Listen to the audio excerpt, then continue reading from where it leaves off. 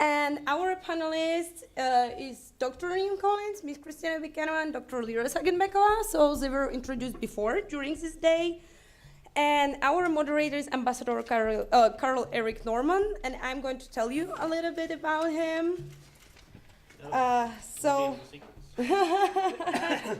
Ambassador Karl-Erik Normann has a diplomatic career in the Swedish Foreign Ministry, with posts including Ambassador of Sweden to Spain, Head of the UN Ministry for Development Assistance, Head of Asia Division and Humanitarian Assistant, Trade Negotiator DATT, today's WTO, Secretary Ministry of Education and Culture, Researcher Institute of International Affairs in Stockholm, and Senior Advisor to the Swedish Red Cross. As a Swedish diplomat for 30 years, he served, for example, in Moscow, Peking, Geneva, and Rome, dealing mainly with foreign policy, trade negotiation, cultural affairs, development cooperation, humanitarian affairs, and the United Nations. Ambassador Karl-Erik Normann is founder and Secretary General at the European Cultural Parliament, ACP, the only pan-European forum for the cultural personalities from all sectors of arts. So please welcome our moderator and our panelists.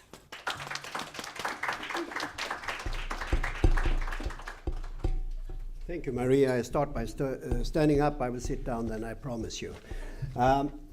Have a look at this map. I think it's always good to have a map to look at when we are speaking about such a very spectacular project as the new Silk Road, or Belt and Road, One Belt, One Road project. This is a huge project indeed. As far as I have understood and been able to read, there is something like 3 to 5 trillion US dollars involved in the investment program. I think in my rather long career, I've hardly ever come across such a figure for an investment program or for an infrastructure program. So it is really huge. And it is interesting, as Maria told you, I have been serving in China at the time just before Deng Xiaoping came into power. China was still a rather underdeveloped, a rather closed country, and with very limited international ambitions, except for the famous ping-pong diplomacy, which changed the world to some extent because it brought Henry Kissinger first and then Richard Nixon to China, and it opened the doors of the United Nations to China and closed the door for Taiwan at the same time. So that was the first little hint of Chinese possibilities which we had in the 1970s. Then came Deng Xiaoping, and he got the famous question at a press conference. He said, we are now going to invest, we are going to have flows of capital, of goods, of people, things will start happening here. And it all sounded very capitalistic, and really is indeed very much market-oriented capitalist. So he got the question, Mr. Deng Xiaoping, how can you defend, as a representative of the Chinese Communist Party, a development right into capitalism?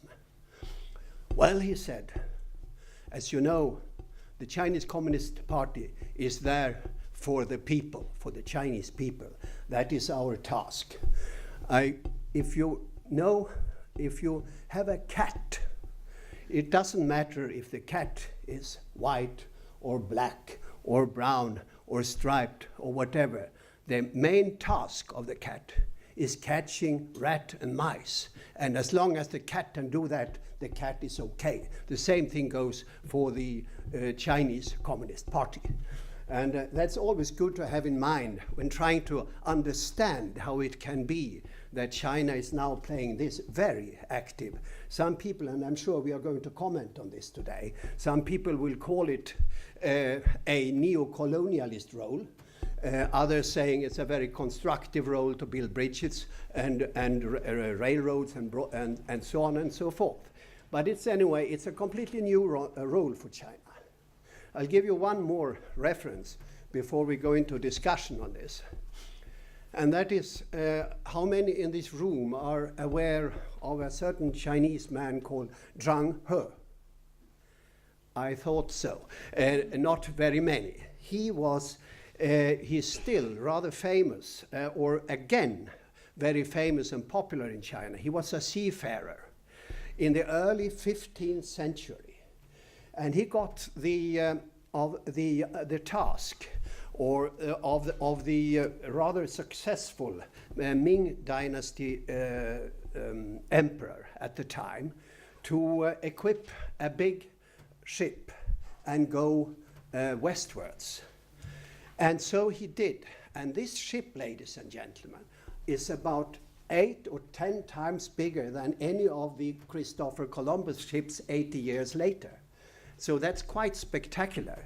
He went with this ship exactly the way like Mr. Xi Jinping is now planning to go, down there and up to somewhere around Myanmar, past Sri Lanka and over to Eastern Africa. He did this 6 times with this huge ship and thousands of sailors in his ships. So it was very spectacular, and if people had any doubt that he had really been there, because how could you prove that when there was no Instagram? So the way he proved it was to bring from his, I think it was the 4th trip, he brought a living giraffe. Imagine.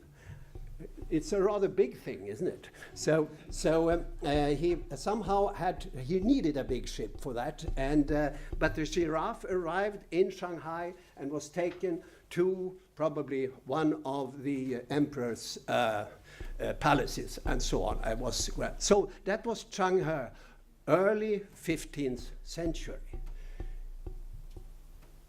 It illustrates that China had open eyes for the rest of the world at the time. It's another interesting difference from the effects of Christopher Columbus and his successors 80 years later, because to my knowledge, it didn't lead to a big Chinese-speaking community in East Africa. It never did. Today we all know we have Indian-speaking communities in Eastern Africa and so on. But at that time, he just went there just like a tourist taking a souvenir or a trophy and going back again. So it was without any, let's say, imperial or cultural ambitions. It was just a pure curiosity, and to some extent, of course, a way for the Emperor of China to show, yes, we can. So that is an interesting period. After that, I'm afraid, both the Ming dynasty itself and the later dynasty and later on the communist China played a much smaller international role, or at least did not have this kind of extreme ambition as was shown by the Zhang He example. But now, now we are going to today's facts. And I would be very curious, because if we look at the map, if you go to Xinjiang in western China, and you go further on, what is the first country you reach? It's Kazakhstan. And then just south of Kazakhstan, you have Kyrgyzstan. Yeah? That is, I'm sure some of you who are there, you may have already had taken the railroad, have you? From to Urumqi, yeah, or on to Beijing, perhaps. There's one last little anecdote I want to share with you on that one, and that is when I went serving in China, I went twice with this Trans-Siberian Railway over the northern, that is the northern part up here, you know, Moscow and Novosibirsk, Krasnoyarsk, and so on. But the problem is the same when you arrive at the Chinese border. And you can tell us about what the problem. It has to do with the gorge of the rails in Russia and in former Russian Soviet republics and so on. It is, I think, something like 1,520 millimeters or 152 centimeters. That's that much. They are broader than the European standard, and the Chinese railway was built by Europeans in the first place, English, I guess, to a large extent, and that is only 143 centimeters. So you have to tell us how you do when you come to the border. Please, Kristina. Yeah. Yeah. When I was in China, I personally didn't take this kind of train, but my classmate wants to have this experience. She took the train from Beijing, and then she went to Urumqi, and then she spent, I think, several hours, if not the whole day. I think it was maybe 6, 7, 8 hours that she spent, because the train need to be changed, and then they change. I don't know how to explain in English. Maybe you help me. Yeah. I hope Neil can tell us what the under part of the under part of the train you need to change under the wagon. Yes. Well, at the moment they have it's in a place called Caucasus. It's slightly different in Chinese. Caucasus, and they have it down to a T. And the reason that it is the gauges are different are clearly for military purposes, to prevent ease of invasion of China. I'm quite prepared to accept the argument that you've put forward that the Brits are to blame. I think in this case... no, Europeans, because European standards. I think in this case it was a deliberate move, and a lot of the activity in relation to the Belt and Road thing is about making this delay that Kristina talks to as slow as possible. I mean, as easy as possible.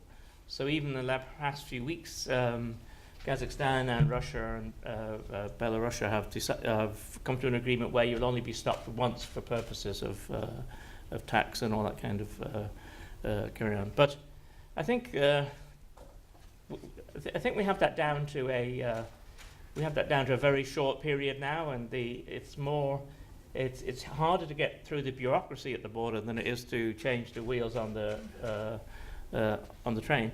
But I think I object to the map. I can't see the map, but I know I don't like it. Why?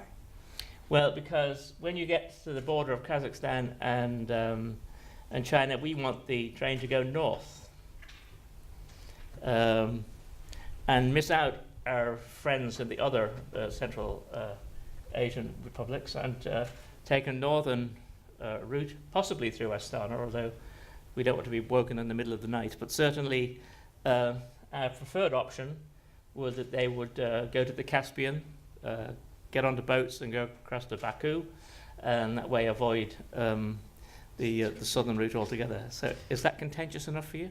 And we're actively pursuing that. While talking unity in Central Asia, we're actually actively pursuing the northern route. And who is opposing? Well, the southern route. So here comes Ms. Shokimardonova. What is your view on this from a Kyrgyz point of view? So from Kyrgyz point of view, actually, when we're talking about the Silk Road, during the ancient time, we had three kind of routes for the Silk Road, and it was from the north and south Kyrgyzstan. Actually, Kyrgyzstan has a huge exchange with China, but it's happening not through the railway road nowadays, but through just automobile roads. So passing this Torugard, the border area with China, with Xinjiang. But due to this new initiative, One Belt, One Road, so they plan to construct new railway roads through Kyrgyzstan. Yeah, and I think that it's also worth saying that the use of the phrase "one belt, one road" is a bit is also misleading. Yes, In the old Silk Road was in fact numerous different routes, yes. and there are. Even now there will be three, even in the current plan there are going to be three routes, the one you suggest and the one I suggest, the two I suggest, but and it'll be competitive between the countries. So I think that the issue for Central Asian countries is not to become South Dakota. So if you get the Fodor guidebook to South Dakota, it says the best thing about South Dakota is the road through it. That's what some Swedes say about Germany as well, about going south. So we don't just want to be a route. There's no added value apart from the what we'll charge for crossing the territory and just having a route. And as you were saying earlier on, a lot of the initiative involves Central Asian countries getting into debt to China to some considerable degree, and that's just not a sustainable model for us economically. Well, I guess that is one of the main arguments that you read about and hear these days, that China is now. There's one one aspect of this so-called neo-colonialist Chinese approach, that they are putting countries in a rather difficult debt situation. Is there a debate on that issue in Kazakhstan? Well, it's in Kazakhstan we're rather more fortunate than some of the other countries, and economically more developed than the other countries. It is an issue, but not as much as it is for the other Central Asian countries, and for Pakistan as well. Yesterday in one of the films that we saw yesterday about Pakistan as a tourist destination, they made a big deal of the corridor down to Gwandor. Is that the name of the port? Well, so I know pronunciation of it. And actually, it's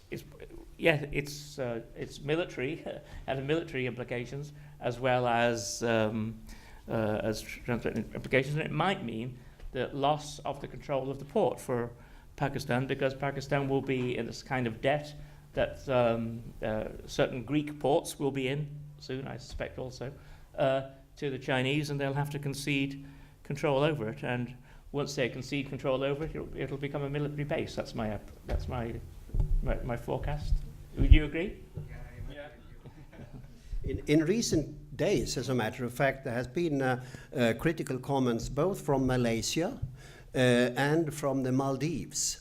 And in both cases, it's a blame towards the older government, the former government, and saying they have gone into deals here which will be disastrous for the country's future and so on. So the issue which one asks yourself as an outsider, layman, and so on, do you guys have an idea what is the deal? I mean, what are the economic conditions in this case? Is there? Could you somehow enlighten us a little bit on that one?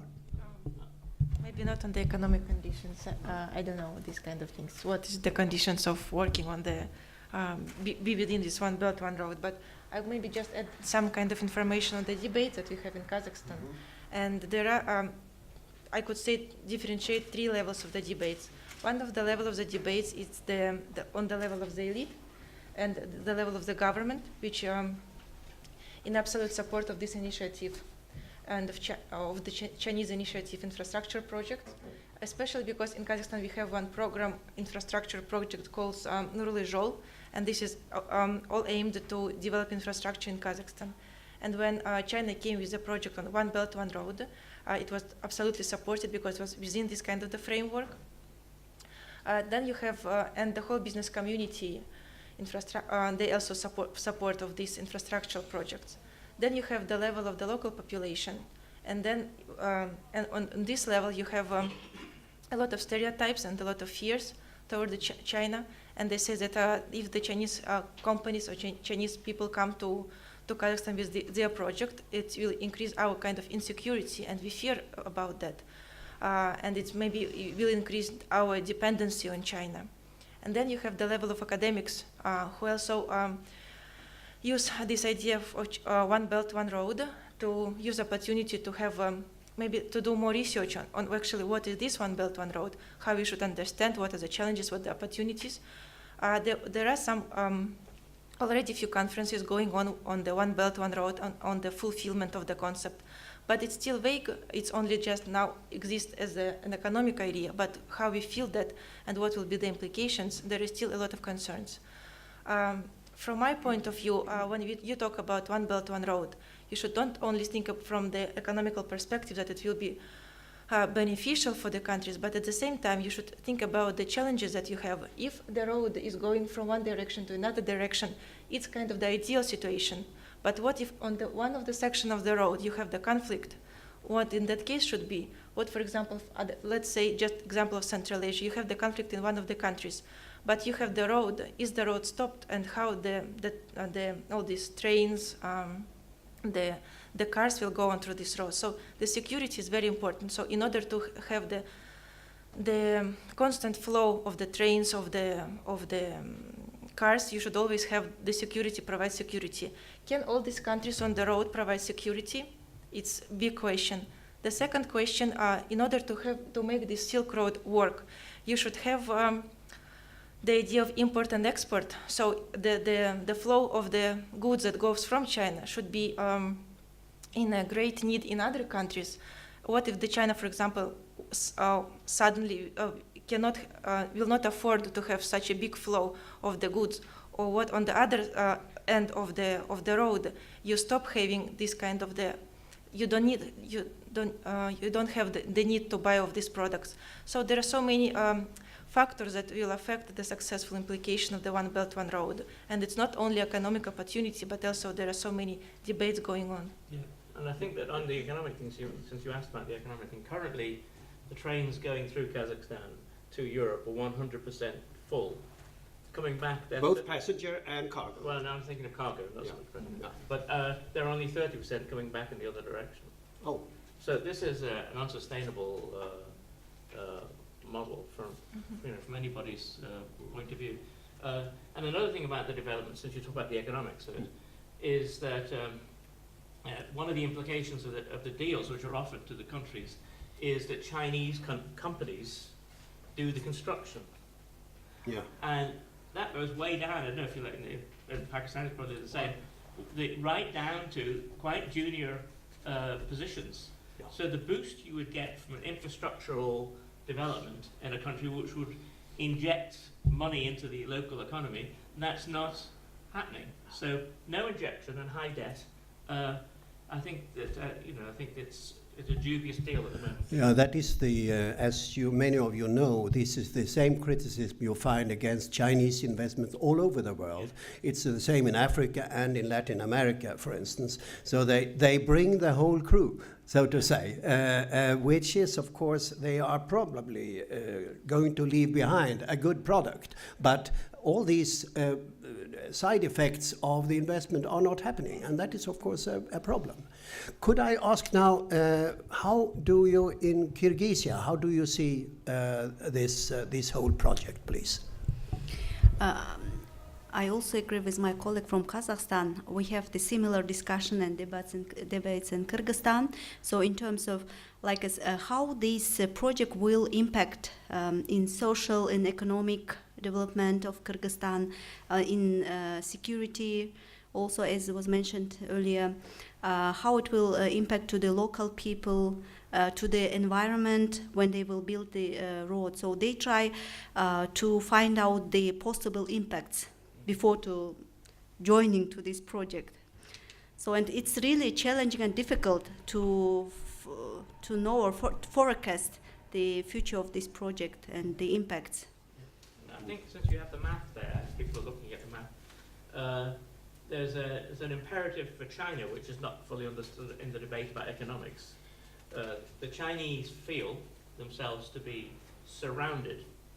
That if you look at the sea routes that are here behind us, there are not many giraffes actually carried on it anymore.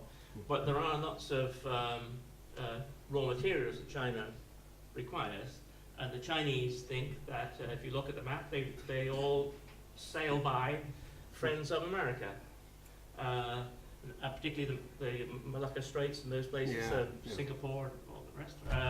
And an alternative to that, they see strategically, is to have a land route which, if they were in a tight situation with America and its allies, they would have access to resources, and presumably that's also the corridor through Pakistan is about that same calculation. So the way the argument is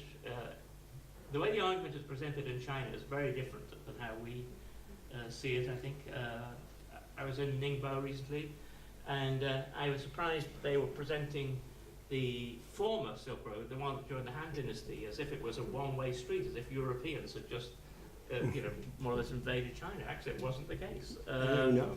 It wasn't. But that's the rhetoric. And now is the time for China to get back, and now it's time for China to be the lead. We have all the stuff, the centuries of humiliation, all that kind of stuff. We wouldn't have called it Silk Road if it had been the other way, because after the silk came from China, that was what they offered. So there is another big neighbor involved here, which we can't forget, and that is Russia. How do you interpret Russia's role and Russia's view, their position in this? After all, it's an ongoing debate. The whole world is starting to debate this new Silk Road project. How is it discussed in Moscow, or the people, Russians you meet in Astana and so on? What is your feeling? I don't know the answer, to be honest. And I don't know how Russia thinks about the Silk Road. I can just maybe say about the Kazakhstan and how it does interpret the Silk Road in terms of Russia, from the perspective of Russia. In Kazakhstan, we have this kind of the multi-vector policy, which is you should be on friendly relations with everybody, and with China, with the United States, with European Union, with Russia. But of course, of the historical reasons, geopolitical reasons, strategical reasons, Russia still is the main strategic partner of Kazakhstan. And so the idea that the Silk Road gives opportunity to Kazakhstan to kind of to maneuver a little bit and to have a little bit distance from Russia, and to have the closer relations with China, maybe in some context, to have to put European Union as a trade strategic partner. So it's kind of try to not to be close only with Russia, but with other partners as well, and to maneuver on some kind of the issues, on the security issues, on the trade issues, so you can kind of play the game with the three actors together. Yeah, and that you might think I was joking about the route through Baku, but actually the route through Baku would mean that we could get to Europe without going through Russia. Yeah. And that would be a major alternative that we might think appropriate to have, if it were. And that's why there's investment in the ports on the Kazakh side of the Caspian, and similarly on the Azerbaijan side. But I guess Russia they will be profiting from this whole project after all, because it will, whatever solution will be taken, or if your position will win, or the other position, somehow Russia will be an important part of this whole project. Yes, and I think it was last year when China and Russia was in especially good relations. And they signed so many contracts, and there's so many agreements how to improve the cooperation in the economic sector, first of all. And I remember when Putin said that China was one of our best friends on the international arena. So it tells a lot about how China and Russia now construct their relations. Yes. And recently they had the largest in a long time joint military exercises between China and Russia. It gives you a bit of a flavor of. We talk economics, but we also think militarily. Yeah, it was this huge maneuver in East Siberia, right? Yeah, well, of course, it is a natural international politics is very often a kind of various glasses, and one is empty and one is full, and then there's a tendency to fill the vacuums here and there. Russia has one problem for the moment, at least. Let's see how long it will last, and that is of course the relations with Western Europe or with the European Union, which is very strained since 4 years. But as late as 2013, I remember how Putin was still hoping that the cooperation between the EU and Ukraine would mean the opening for a Eurasian economic zone. As late 2013, before the Maidan events in Kiev and Yanukovych fall, this was still on the agenda in Moscow to have a very broad, including China, Central Asia, and Europe, and so on, as an economic zone. But when the doors are tending to close from the European side, of course, the interest of Moscow to turn east and southeast is very strong.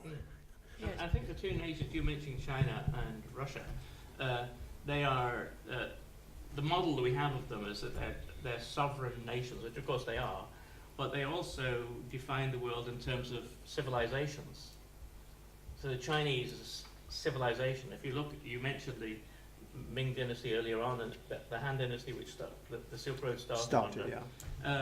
The map of China looks very different, but Chinese civilization moved to,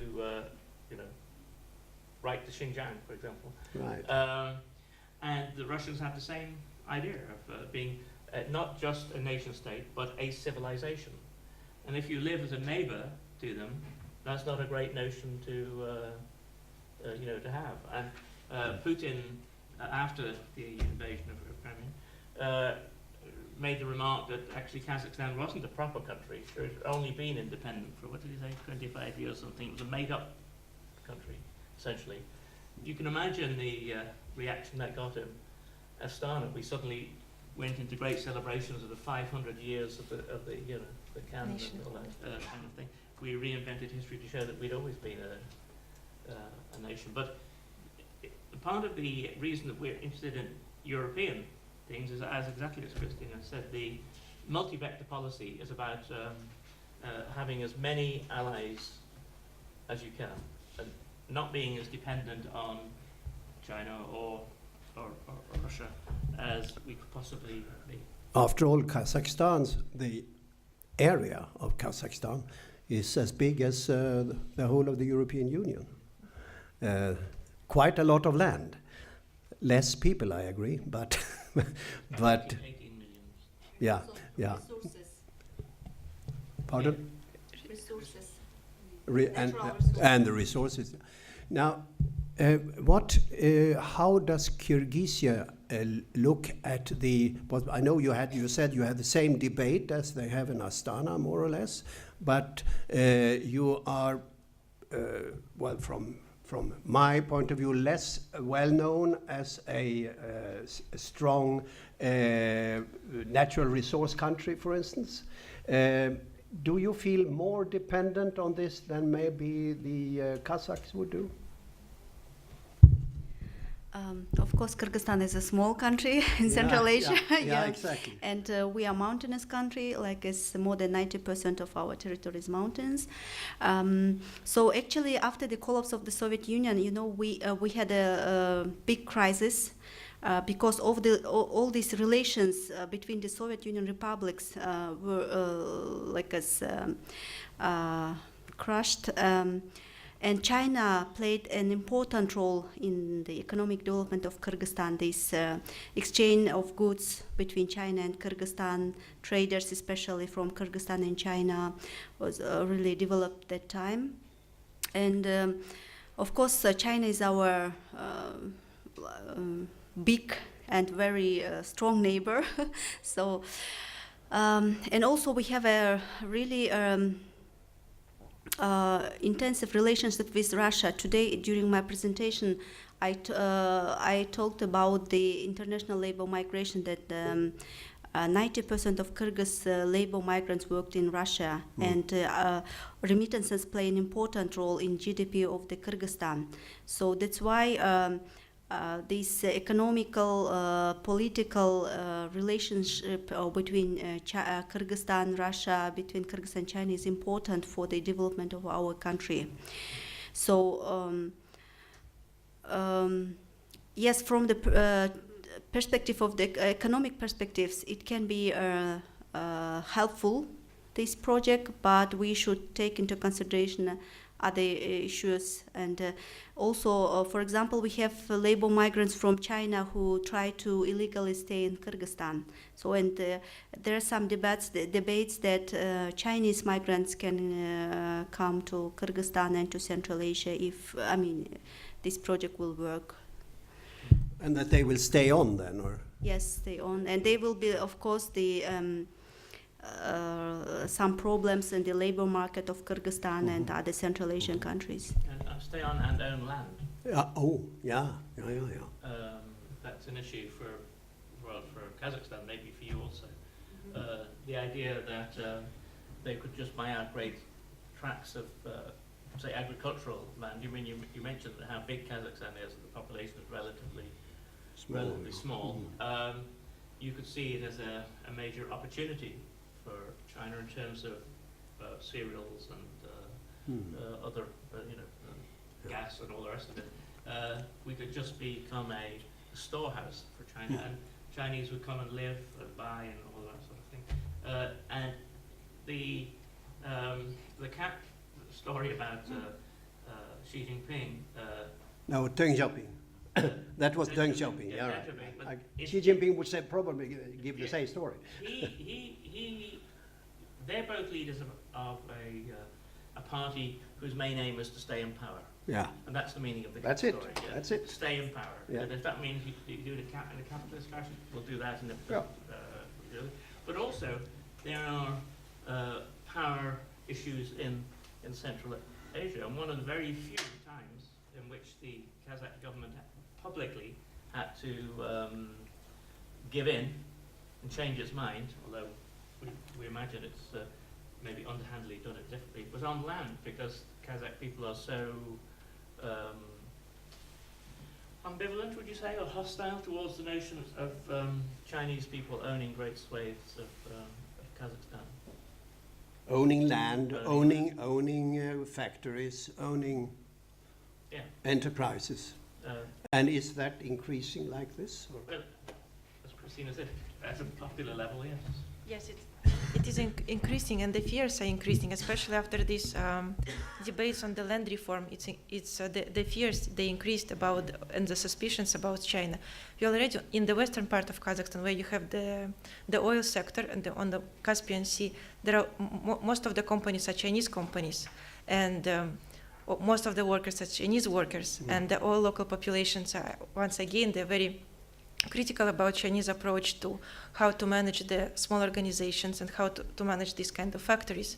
There is some kind of the labor insecurity and all these issues. And then about the land on the popular level, there are strong rumors that there already some part of the land already bought by Chinese people, but you cannot prove, you cannot find this kind of the results. But if you go to the level of academics, and all scholars say that, oh, this is just the fears, this is the stereotypes, and they should be overcome by cultural projects, by educational exchange programs. So it just exists in the minds of the people because of our historical issues and the historical conflict that happened in 1960s between China on the Kazakhstan border. On the aspect of culture, of course, these former Soviet republics still have a certain Russian heritage around. I'm sure that even your generation, Kristina, have been reading Pushkin and Tolstoy and so on. And now with the Chinese influence coming, will there be more reading of Lao Tzu and Confucius? There are already most of the students, they choose China as the destination to doing their bachelor or to doing their master degree. So, of course, the first one position is Russia still, but the second position is China as a destination to go to study. Which means a lot of young Kazakhs, perhaps also along Kyrgyz, go to China, to the universities in Beijing and Xi'an and Shanghai and so to study. Is that so? Yes, over the last years, the government of the China play an important role. They are providing scholarships to Kyrgyz students. So they're attracting students from Kyrgyzstan to study bachelor, master in different cities of China. There is one actor, or perhaps rather non-player here, which we cannot just forget here, and that is also a reason for debate: India. I hear and read criticism from India towards this project, partly because they are not involved directly, and also partly because some of their arch enemies, so to say, Pakistan and so on, are very much involved.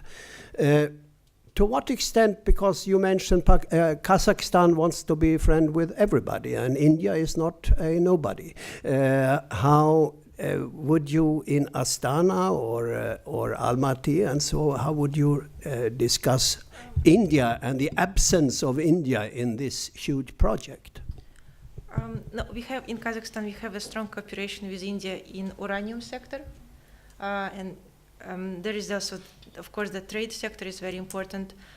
We don't have India present so much as we have Chinese, but I think it is important and to include India in some other kind of the agreements and cooperations. And I think in in some of the kind of the structural organization, the regional, the India is playing the increasing role.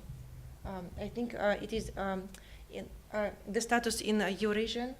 Yeah. They have the special status of the observant, and then in some other kind of structures. Yes, and we have, we don't, in Astana we don't often have riots, thanks be to God. But actually one of our recent riots involved Indian workers in the, what's the name of the big hotel structure? Yeah. Anyway, Abu Dhabi Plaza. the Abu Dhabi Plaza, that's right. Lots of Indian workers come to Astana, and I'm not quite sure economically why, but the plaza was being put up by an Indian company. They bring in their own workers, a bit like the Chinese model. And one of the, as I say, few riots we've had recently was between locals and Indian workers. So yeah, I think you have to put the debate at the level of strategy and the level of the governments of these countries, but you also have to take on board local misgivings about foreigners generally. And would these misgivings be bigger towards India than towards China? Or no? No. But it was just there was a concentration of Indian workers. Yeah, okay. no, obviously not.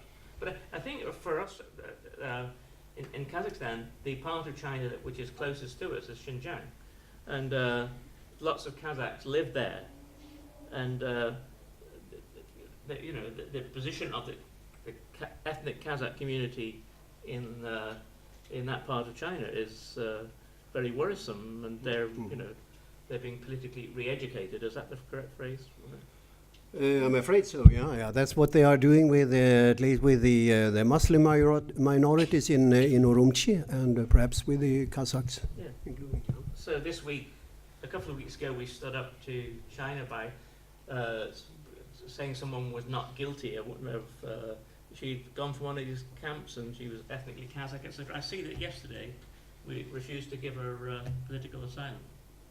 So presumably she's on her way back.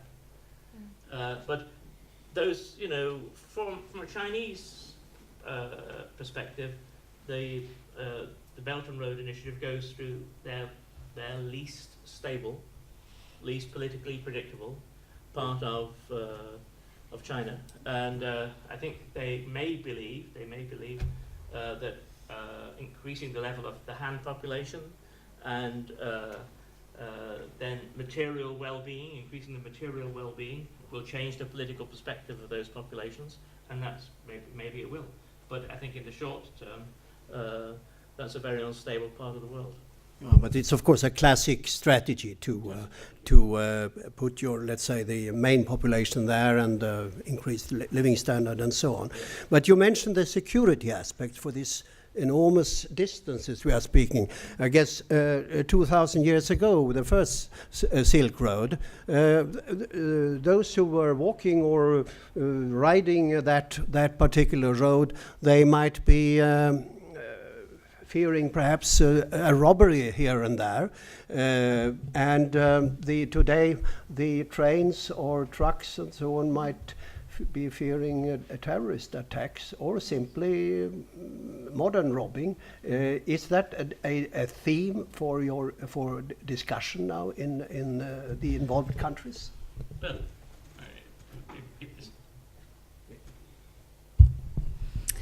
I would say that if this railway road will construct, there will be many issues, including this security, insecurity. So it can be different things. We cannot like as forecast, but anyway, it's in the debate. I guess in Kazakhstan as well, and what just my colleague mentioned about not only about the terrorism, but also about if some conflict happens in one of the, for example, countries, Central Asian countries, for example, then how this road can is functioning. So it can just stop. So that's why it's important to check all these important factors. And that's our selling point. We project in Kazakhstan as a large, stable, moderately prosperous country compared with... including the whole security package then? The security package isn't something that is really spoken about very widely. It's more military, military rather than not just the security of the trains going through. I don't think that is debated. It's the use of the trains for military purposes at a different point. But in terms, if you look at this project, the Silk Road thing, was announced in Astana, at Nazarbayev University. Oh yeah. Can we show the picture? That's not a coincidence. No. That when was that? It was 17? No, 16? It was 2 years ago. 2 years. 16. Yeah. It's no coincidence that he announced it, in Astana. It's a choice that the Chinese are making, as I say, about getting an alternative route. And yes, Kazakhstan used to export military equipment during the Han regime when the first 2,000 years ago. 2,000 years ago, and it was strong horses. So the Chinese factions that imported Kazakh horses were able to defeat their rivals. But I'm afraid the weapons might be coming in the other direction now. So I think that since the theme today is about cultural diplomacy, that maybe we should concentrate a little bit on that. And to give Chinese their due, they always use this now annoying phrase, we hear it so often, but the win-win. You've heard of this win-win situation. They're constantly talking about win-win situation. And in terms of cultural diplomacy, maybe some of the attitudes, the xenophobic attitudes in Kazakhstan, or maybe some of the misunderstandings of Islamic countries of Central Asia, may be overcome by by cultural diplomacy. And I suppose to that extent, I think we should. Somebody mentioned the Confucius Institutes this morning, but in European terms, we don't.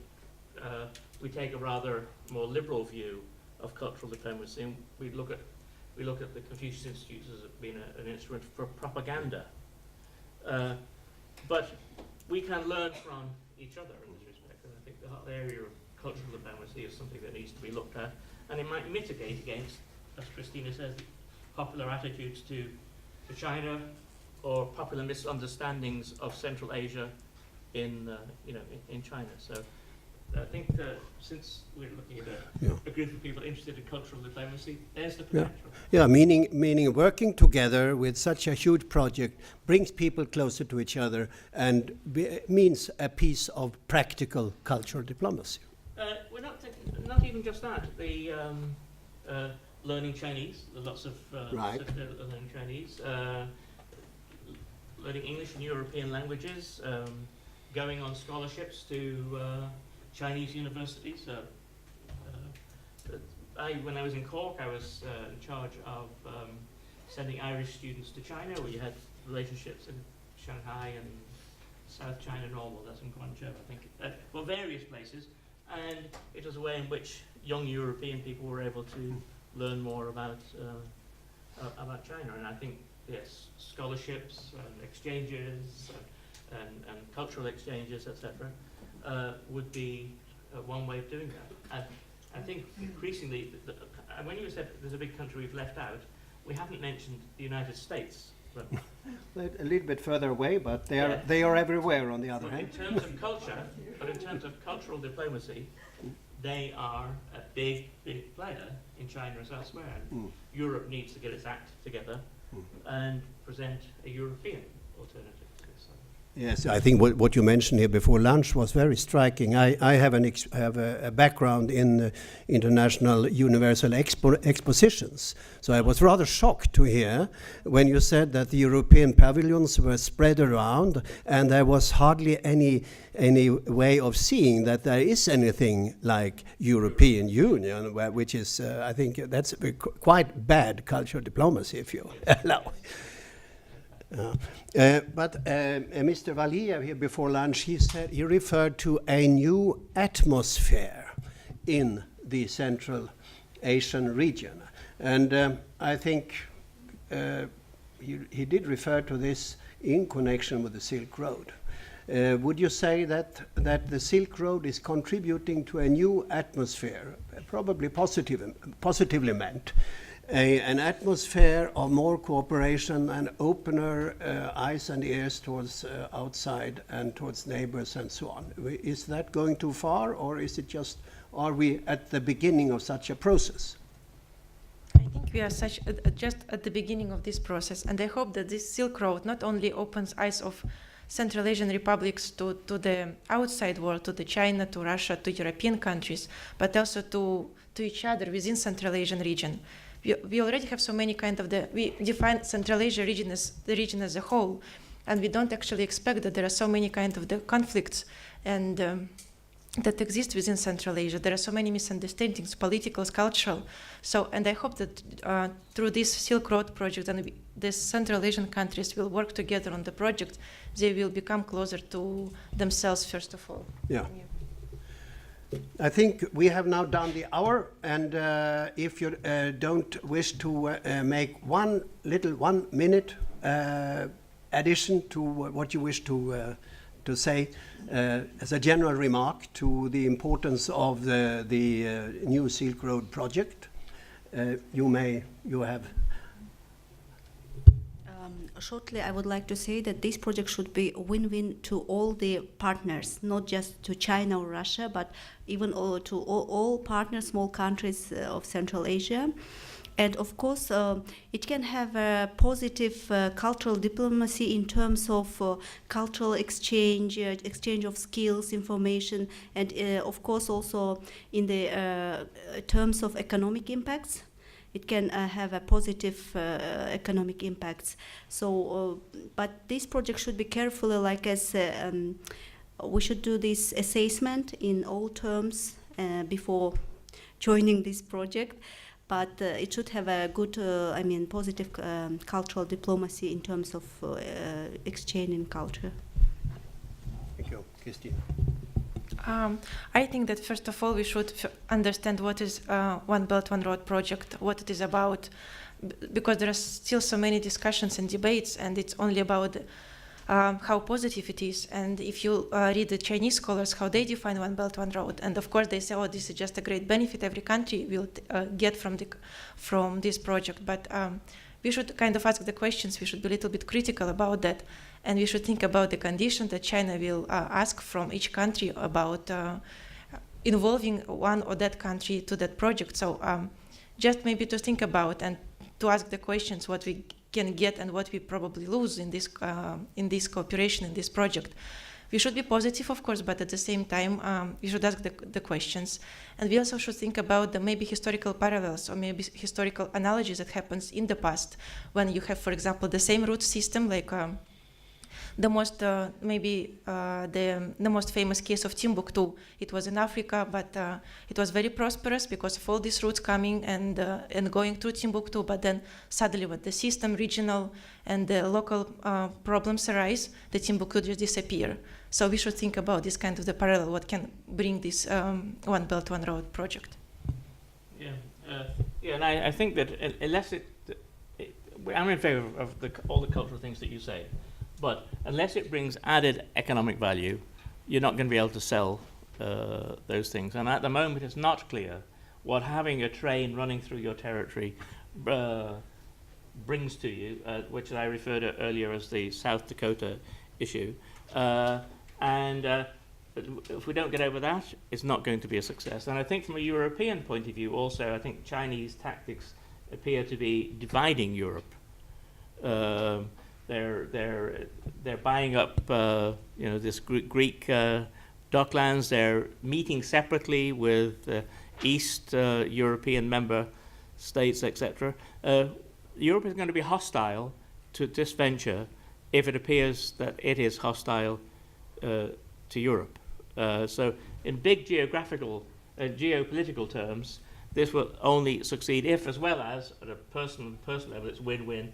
But it has to demonstrate that it's also politically sustainable. And that was why the original Silk Road worked. It meant, yes, silk and Rome, as you said, and it meant porcelain and Xi'an, and etc.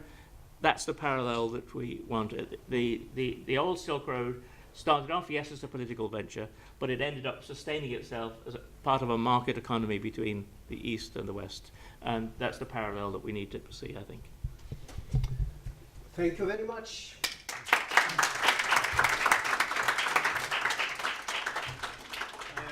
I guess I can give the floor open for a few questions. Yara, please.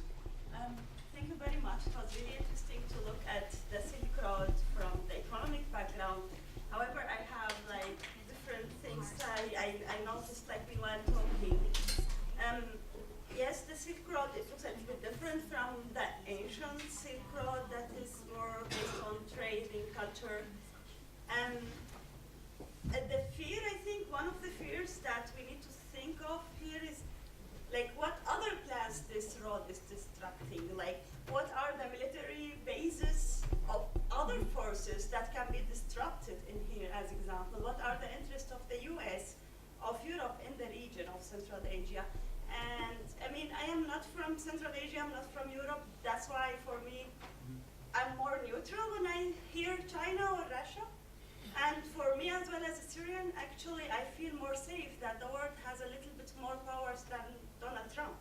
So somehow, for me, it's more safe that we have some other strong people that can at least play something in this world and they can attract. For me, Europe has its own plan, and it's the European Union. It's a great thing, and it's a great example of cultural diplomacy. And it's okay for the other regions to do something that makes them also strong and that can facilitate as well the cultural transmissions. I do my PhD in social change, and I know that when you create something, when a social change happens, or when, in this case, it's this big root, a lot of things might change, and the map will not look the same, definitely.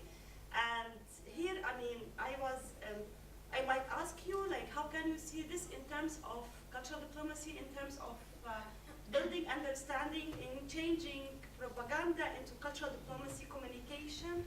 Because yes, you can lie to someone once, twice, but 3 times is difficult. And when you have something like that, it means you have something more sustainable, something on a daily basis, continuous. So you might be, at the beginning, not very clear about the plans, but with this, I think each country has the chance to get to know each other a little bit more. more. So that, I don't know, like, how can you see that, especially that in your presentation, you had a good reflective on the cultural and on the archaeological investments that can also this route. I mean, I know that the UNESCO has now a big project has to do with that Silk Road as a route, as an archaeological route or as a heritage route. So basically also this road, what are the other parallel things that can really enrich and contribute to the region overall prosperity, development, and understanding? Thank you. Please, comment. I think my main comment will be in this respect that on the Silk Road, of course, one of the main cultural power is China. And it's China who orchestrate the parade, I mean, in culture sphere. We have the festivals, we have the language, we have the Confucius Institute, and we have so many exhibitions going on, for example, even in Astana Museum. But and in this kind of situation, I think that other countries that involved on this route, for example, even Kazakhstan, should be very careful and should play a stronger role to also to have more exhibitions, more festivals, and it should not be only one-way cultural promotion of the Chinese values, for example, but and China itself should listen other countries as well. So it should welcome Kazakhstan, other Central Asian countries, Pakistan, for example, Africans, to show the diversity of the world to China. So in that case, we not only avoid the Chinese, the local misunderstanding of China, but also we help the Chinese people themselves to understand other world and other cultures. So in that case, just other countries should be more active in promoting their values. And there are so many beautiful things to promote in terms of culture. So just the great space be opened. Yeah, and I think that China is presenting itself as another alternative to the European Enlightenment values and the European liberalism. And it's suggesting that it's offering an Asian solution. That somehow this is something appropriate, but, you mentioned Confucius, but it draws on Confucius and legalism and all these other sets of values. Well, if Europe doesn't start defending its view of liberalism, then it's going to lose. And I think we should have more philosophers. Yeah, that is very interesting. It could be More philosophers and less engineers. Yeah, kind of ideological fight about the who should be the role model. Yeah, Yes. in the philosophical role model. Very interesting. You had. First of all, thank you for your remarks. I couldn't agree more with you, actually. Just one teeny tiny remark. We're talking about win-win from the Chinese side. You know, that's. I kind of get the feeling that you meant rather win-lose in the end. You know, that's kind of what they're going for. And we're talking about how win-win is something that you hear often from the Chinese. I happened to study at Tsinghua University not too long ago, actually. That wasn't actually what I heard. The term that I heard the most was rebalancing. Oh yeah. That was the main term. So Yes. just to throw that in here, I think we need to talk about more about win-lose rather Yes. than win-win when examining the Chinese position. Yes. Yes. We have the reason we're pushing for this as Chinese is that we used to be, and then the century of humiliation. The conspiracy, which is Western politics, and now we're on our way back.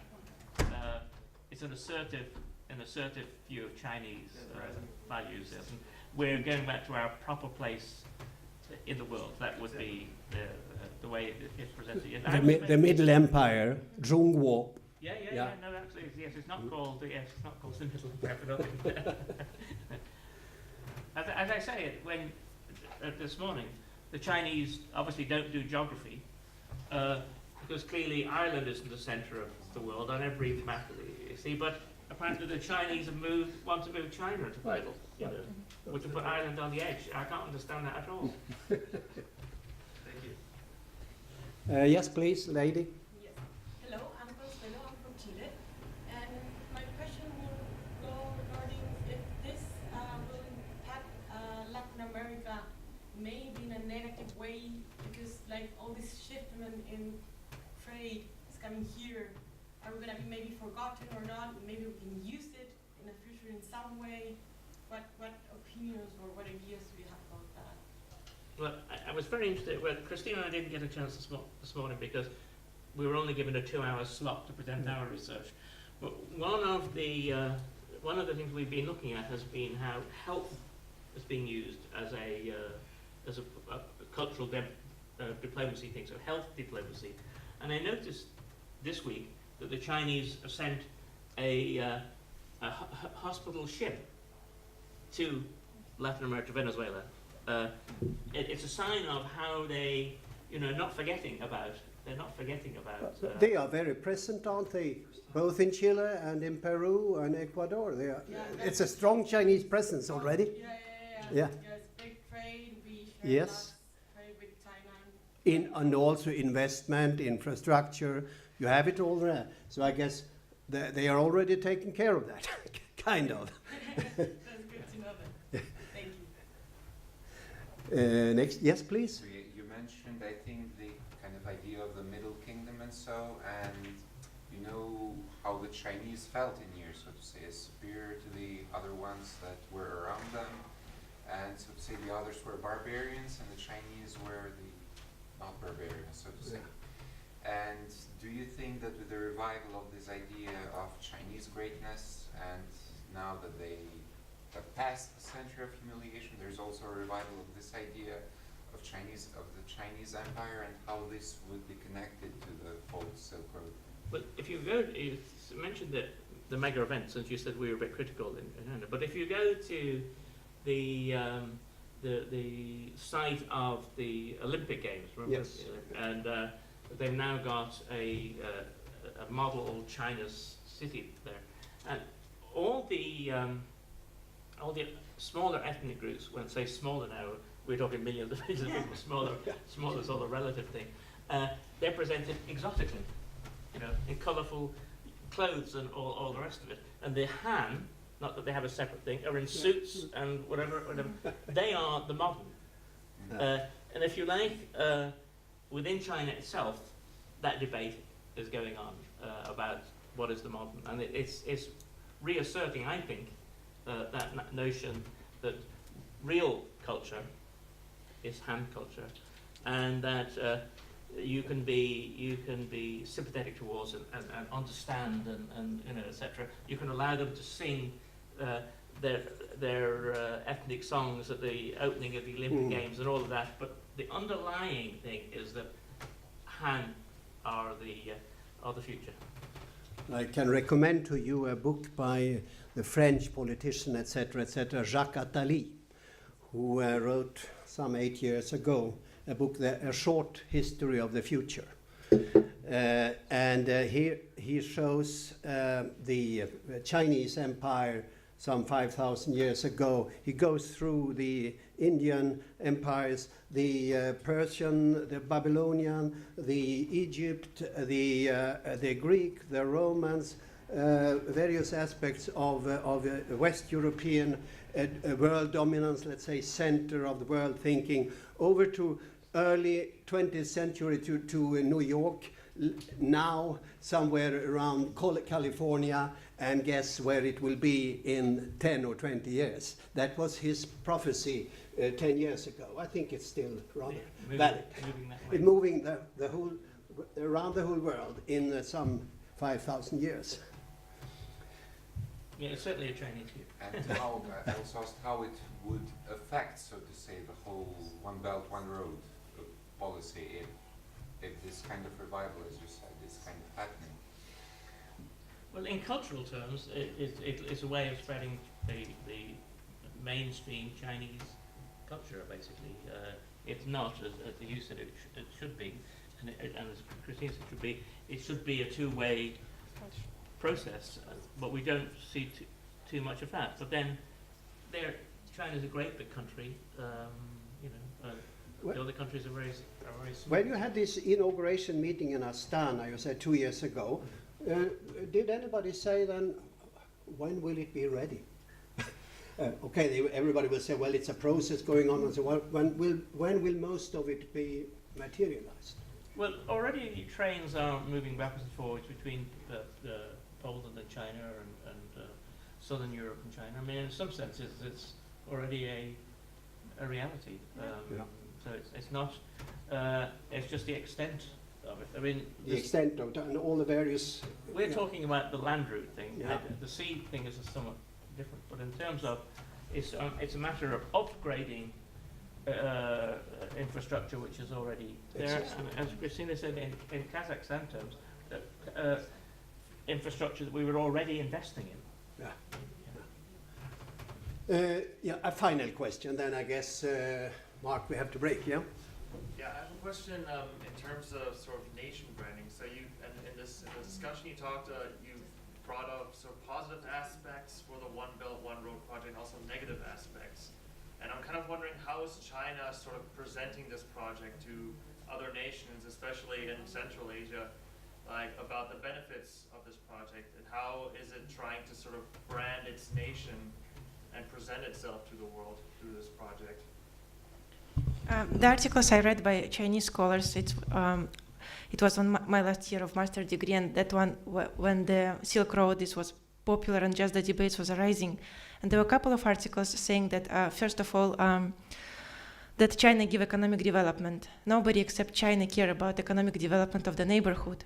And they say that the portrait of China was that in order for China to be successful, China needs strong neighbors and economically developed, so China can trade with them. And by this infrastructural project, they give the economic development, and the China give this kind of assistance and help financial, maybe some infrastructural projects.